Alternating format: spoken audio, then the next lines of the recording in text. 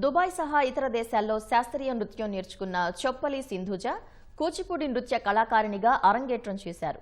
విశాఖ కళాభారతి వేదికగా జరిగిన ఈ అరంగేట్రం వేడుకలో సింధుజ సుమారు 3 గంటల పాటు నిర్విరామంగా ప్రదర్శన ఇచ్చారు.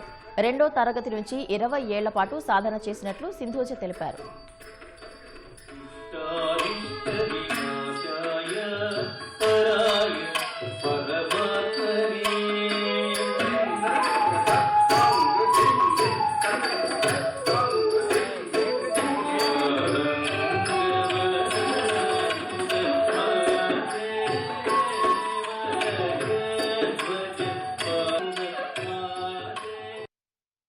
పూర్వజన సుకృతం అనుకుంటాను ఇక్కడ ప్రదర్శించడం. ఈ అవకాశం కలగడానికి కారణమైన మా తల్లిదండ్రులు, అలాగే మా అక్క, అలాగే నేను ఇంతకుముందు నేర్చుకున్న మా గురువులు, వీళ్ళందరూ లేకపోతే నేను ఇవాళ అసలు లేను, ఇలా నేను అసలు చేసేదాన్ని కాను.